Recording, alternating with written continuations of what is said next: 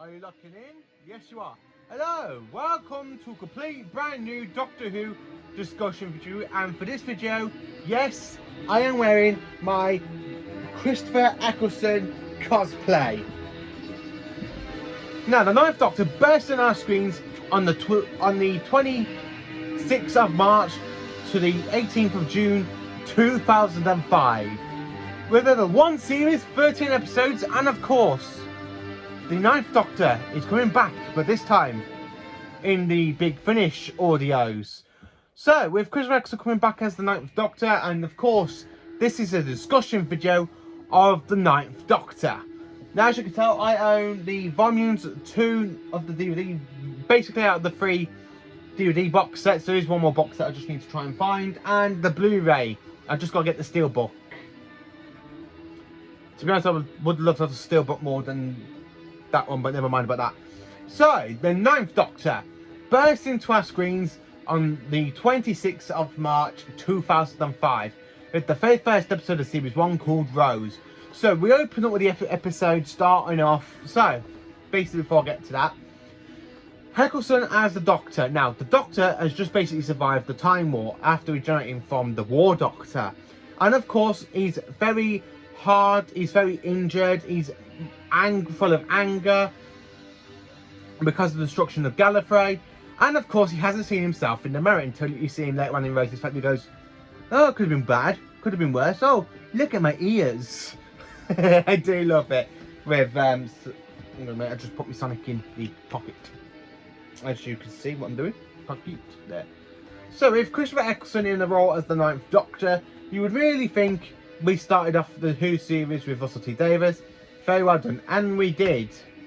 So we have 13 episodes with Rose, End of the World, Young Quite Dead, Aliens, Loading Will 3, Dalek, The Long Game, Father's Day, The Empty Child, The Doctor Dances, Boomtown, Bad Wolf, and Parting of the Ways. So I'm going to tell you what I think about these stories and how I rank them and what I love about them.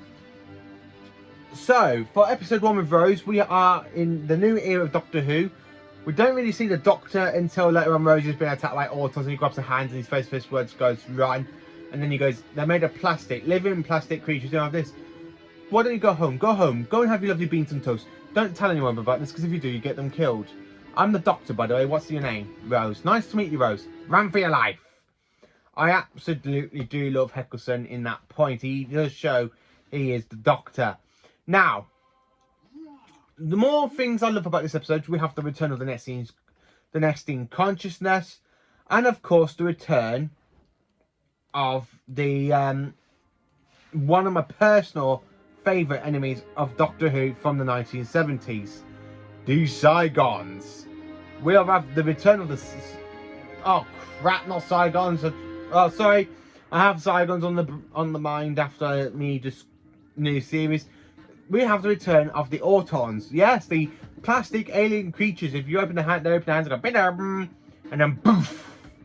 I absolutely do love the Autons. They're one of my personal favourites. Now, the Autons were introduced way back in 1970 in Spearhead from Space with John Pertwee.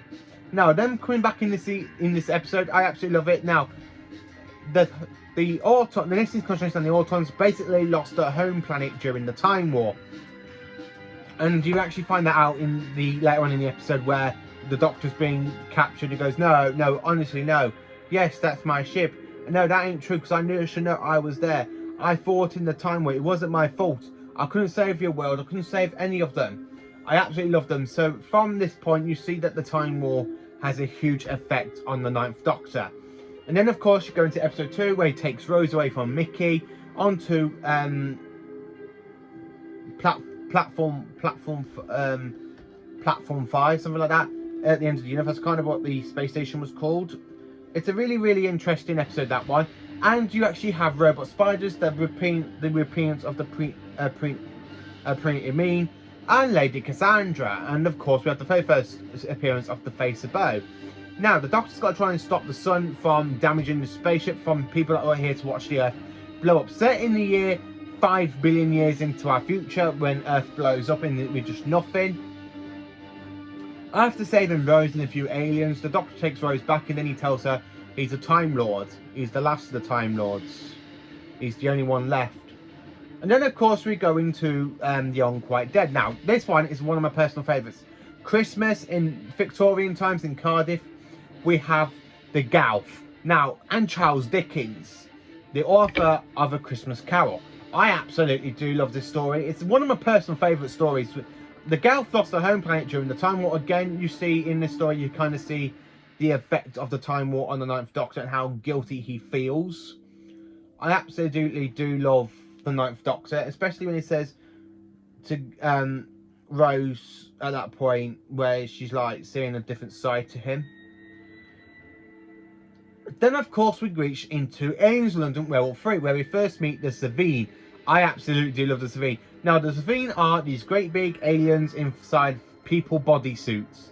And because they are really, really tall, they have to compress themselves into a human skin. And it leaves them with very, very bad wind. So every time you hear it, you just hear a like that. It's a really good episode. I actually love when the Doctor goes, "Excuse me, do you mind not farting while trying to save the world? Would you rather have silent but deadly?" I absolutely love the episode with the Savine, both parts. And when the Doctor goes, "Mickey the idiot, the world's in your hands." I absolutely do love Aliens London Werewolf 3. It's a fantastic two-parter. Harriet Jones is introduced. The Savine become one of my favourites. Now, the Savine only are in this series of Doctor Who, Series 1, until they go over to the Doctor Who spin-off, the Sojourn Adventures, and they never come back. So, then into episode 6, we have Dalek. Now, we see the really, really bad description, the arrogance of the Time War on the Doctor when he comes face-to-face with a Dalek in Utah in 2012. Yeah, that ain't really a good point when the Doctor goes, "I come to help, I'm the Doctor." Doctor, impossible. The Doctor.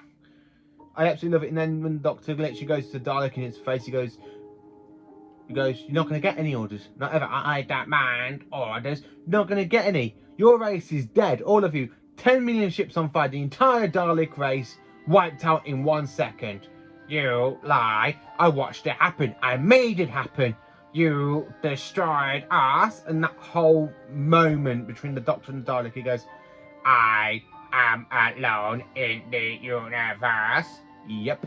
So are you. We are the same. And the Doctor just goes, "We're not the same. I'm not." "Oh, no, hang on. Maybe we are." "Yeah, okay, you got a point. Because I know what you deserve.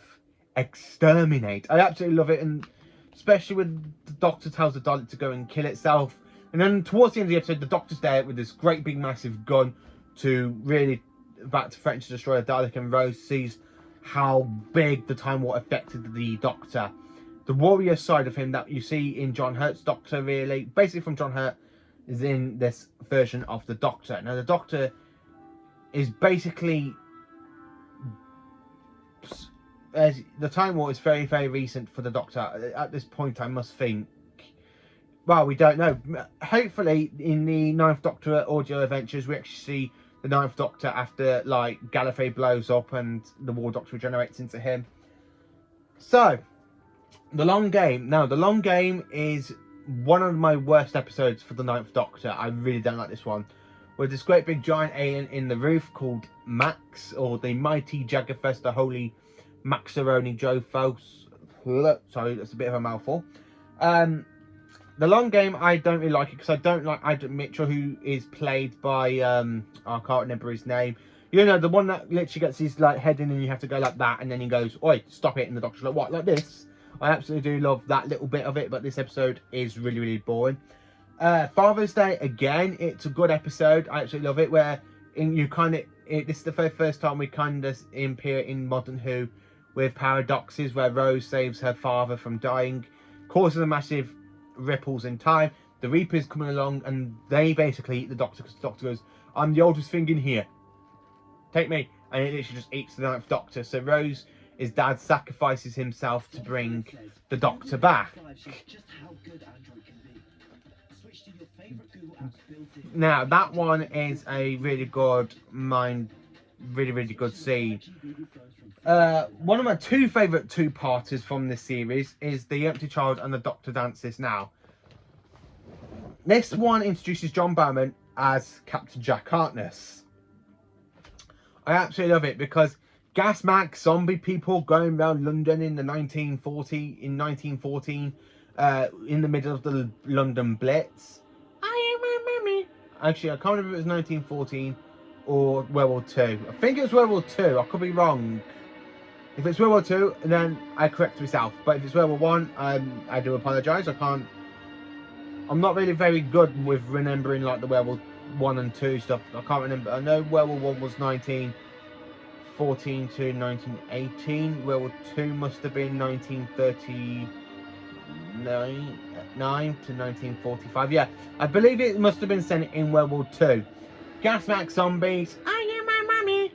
I absolutely love it, especially when you have that whole scene with the army soldier. He's like, mummy. I absolutely do love that kind of gruesome scene from this episode. I absolutely do love the empty child, especially when the doctor says, just this day, Rose, everybody lives. Nobody dies in the Ninth Doctor's hands in that just for one episode. I absolutely love it. Boomtown again. Boomtown is one of my second week episodes for Heckleson. Set in Cardiff, the TARDIS has got to refuel on the rift in space and time.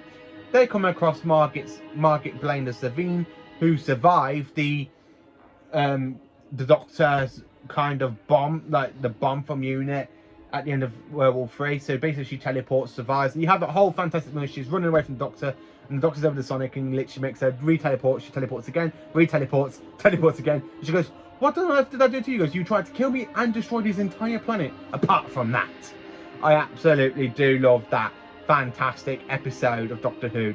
Boom, to that little scene of it is really, really good. How the Doctor just gloats and he goes, apart from killing me and trying to destroy the planet. I absolutely do love it. And then when the TARDIS opens up, because Margaret Blaine's using the rift in space and time to open the TARDIS, she turns back into an egg. Now, Bad Wolf and Parting of the Ways, I have already done a review on these two stories. Now, Bad Wolf is an okay story. I absolutely do like it, but it's not as good as Parting of the Ways. Parting of the Ways carries on a lot better. But at the end of part one, you kind of see a whole massive Dalek fleet that have survived the Time War being controlled by the Emperor Dalek. And I absolutely do love the Emperor Dalek, especially when the Doctor goes, so tell me, how did you survive the Time War? They survived through me. Rose, Captain, this is the Emperor of the Daleks. You destroyed us, Doctor. The Dalek race died in your inferno, but my ship survived, falling through time, crippled but alive. I actually do love the whole conversation between the Nine and Rose at this point. And of course, the whole game station bit with the Doctor goes to see when he ends up in Big Brother. And she goes, Doctor, you are now in Big Brother, please do not swim. He's like, you've got to be kidding me. I absolutely do love that scene. And of course, where the Daleks invade the game station in Parting of the Ways. And the Doctor sends Rose back to save her life, but she ends up opening the time vortex, lets it pour through her head because she's a stupid human female, and goes back to save the Doctor. And then, of course, with her burning, the Doctor has to kiss her to get the time vortex out of her, which basically he's another Doctor that basically sacrifices himself to save a companion. Now, the Fifth Doctor did that with Perry in the case of Understanding, so the Ninth Doctor basically saved Rose from dying, so he sacrificed his own life. And then, of course, you have that whole massive explosion of him regenerating. The Tenants there going, hello, new teeth. That's weird. So, where was I? That's right, Barcelona. So, that is a little bit of the episodes I have talked about. The Ninth Doctor in subscription, we've been in very, very dark, full of anger, full of hatred because of the Time War. He meets Rose Tyler. Now, basically, I like Rose in Series 1. She's a lot better in this than she is in Series 2. And I will talk about that when I do the discussion for the 10th Doctor video. But I really prefer Rose in Series 1 because in this she has more of a character development. Where in Series 2 her character is basically just dropped out for some reason. All they got is this romantic interest between Ten and Rose, and it's like, oh my god, no. Now, how do I rank these episodes? So, Rose is 10 out of 10. The Unquite Dead is, the end of the world, End of the World is 10 out of 10. Young Quite Dead is 8 out of 10. Aliens of London and Werewolf Freaks, they're both a two-parter, are 10 out of 10. Dalek, 10 out of 10. Long Game is a 1 out of 10. I really don't like that episode. Father's Day, again, that one's mainly okay, but that one's a 5 out of 10. The Empty Child and the Doctor Dances, again, that is a 10 out of 10. Boomtown, 5 out of 10. And Bad Wolf and Pint of the Way is 10 out of 10.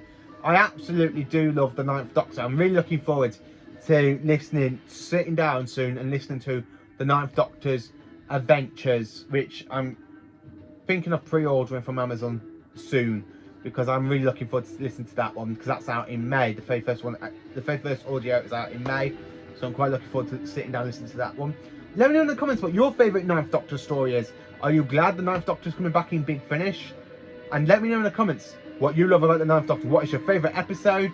Who do you prefer him with? Do you prefer him with Rose, Captain Jack, Linda with a Y, or some other side character from Series 1? Now, I would have loved it to have that woman, Nancy, or in The Empty Child and the Doctor Dances, become a companion to the Ninth Doctor. I would have loved that.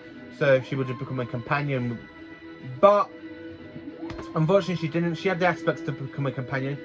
So yeah, this is my video of the Ninth Doctor. Thank you for watching. Please do like, subscribe and share to my channel. And please stay safe out there with everything going on. And I will see you tomorrow at the same time for the discussion of the 10th Doctor and another Doctor Who discussion of a new series of Monster and Villains, episode 2. And I'm not saying who I'm talking about tomorrow. Thank you for watching this video and goodbye.